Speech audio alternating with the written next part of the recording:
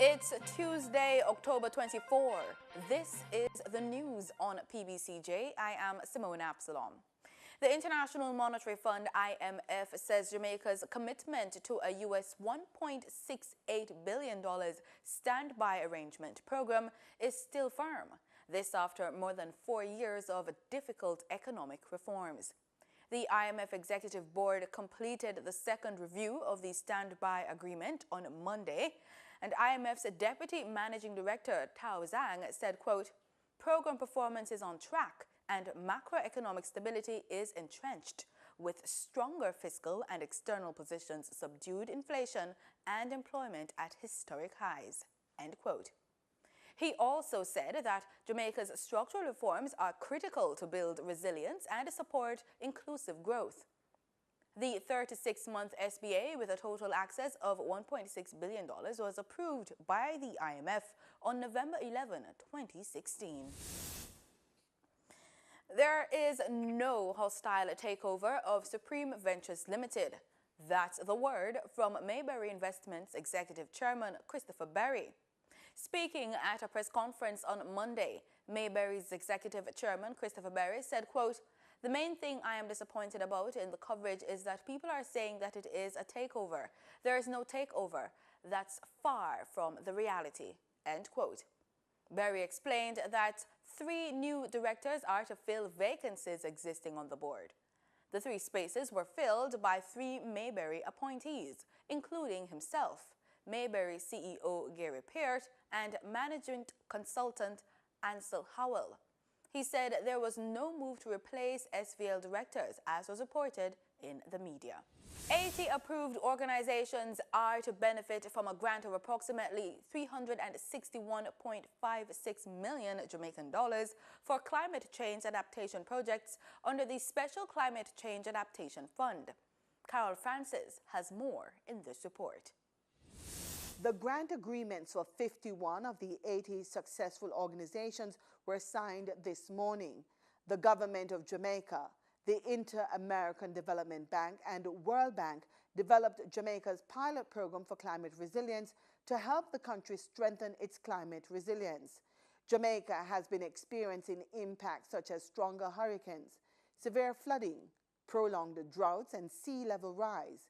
Between 2001 and 2012, Jamaica experienced 11 storm events, including 5 major hurricanes and several flood events, loss and damage amounting to about $128.54 billion. The projects will help to reduce Jamaica's vulnerability to climate change. The 51 community and civil society organizations in Manchester, Clarendon, St. Andrew, St. Anne, and St. Elizabeth were awarded grants totaling $228 million Jamaican dollars under the Special Climate Change Adaptation Fund. They will be implementing projects to boost climate change adaptation. The Special Climate Change Adaptation Fund is one of 2 funding mechanisms under the Adaptation Program and Finance Mechanism project of the Pilot Program for Climate Resilience. For PBCJ News, I'm Carol Francis. The security forces have reported the seizure of a credit card scanning machine in the Denham Town Zone of Special Operation. They say the machine is used in lottery scams and other fraudulent activities. A rifle cleaning kit and several rounds of ammunition has also been found.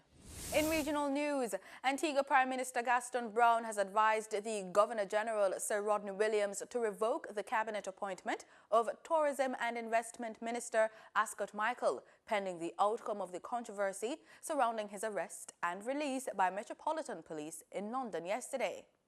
Antigua's Daily Observer reported that he was released at 4 p.m. local time, but he may be wanted for further questioning, and he is being represented by UK lawyer James Guthrie.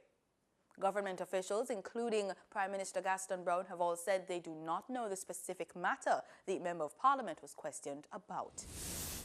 And in Dominica, 12 schools are now open, and the government expects a greater number to be opened come next week. Students have been unable to attend because most buildings and houses were damaged during the passage of Hurricane Irma on September 18. Speaking at a daily press brief yesterday, Prime Minister Roosevelt Skerrit said a number of tents have been erected on school compounds to facilitate classes. Also, temporary housing will be constructed for those still living in shelters with children. To provide some absolute temporary housing for the residents at the shelters, particularly those who are in schools, because we need to get all of our students into schools, into the classrooms, so they can continue their process of learning. CARICOM is to host a donors conference to raise funds to help the restoration of member states affected by September's hurricanes. Secretary General Erwin LaRocque said he had been mandated by the CARICOM heads of government to convene the conference. He said the event will be held at the end of November in New York. The Secretariat is collaborating with the United Nations Development Fund on the conference. And those were the local and regional stories. Do stay with us. Sports is next.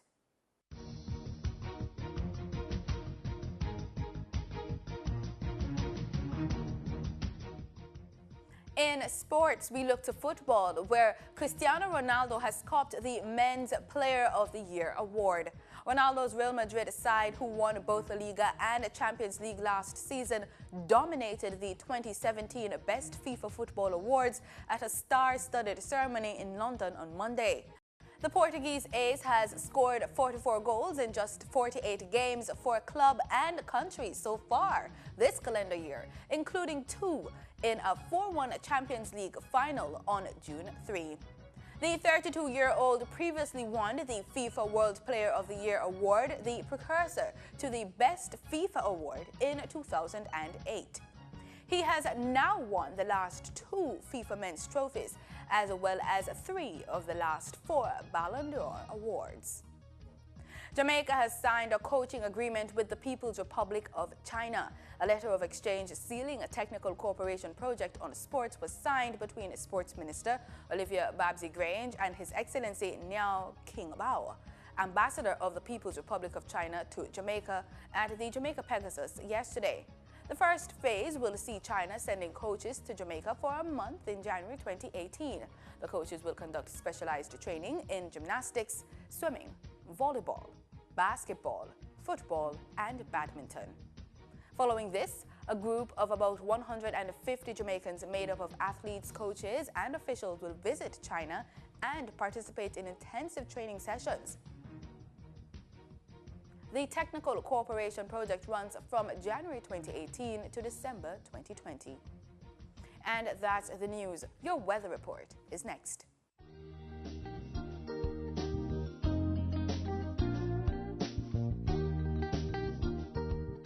This is PBCJ's weather report. Thanks so much for staying with us. There is a weak high-pressure ridge across Jamaica. The high-pressure ridge is expected to remain across the island until tomorrow, when a cold front enters the region. This afternoon, we can expect partly cloudy conditions with a few isolated showers, mainly across section of central and western parishes. We should also expect an average temperature between 29 and 33 degrees Celsius, so we're expecting it to be pretty warm out today. Tonight should be mainly fair, with a forecast of scattered showers across most parishes. And we're also expecting an average temperature between 23 and 26 degrees Celsius. Tomorrow, we're looking at Kingston, the 7-day forecast. We're seeing there is an expectancy of about 60% of rainfall for tomorrow. Going throughout the week, we're expecting an average temperature to be between 24 and 30 degrees Celsius in Kingston. While we're looking at the 7-day forecast, let's take a look over there in Montego Bay. We're seeing that we could have some rainfall in Montego Bay, St. James, and in other areas within St. James. We're also expecting an average temperature between 24 and 30 degrees Celsius. So ensure that you dress or pack accordingly for the rest of the week. And in our forecast for tomorrow, we're expecting to experience a partly cloudy morning, then widely scattered afternoon showers and isolated thunderstorms across sections of most parishes. Of course, we're expecting that because of the cold front, which is set to enter the region during the week. And in our forecast across the Caribbean region, we're expecting an average temperature between 28 and 30 degrees Celsius. We're also expecting scattered showers across most countries within the Caribbean.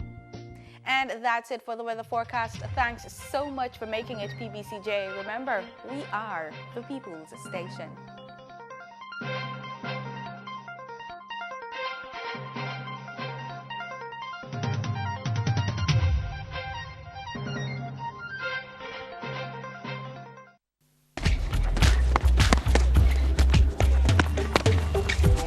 My name is Romelda Akins, and I represent the Jamaica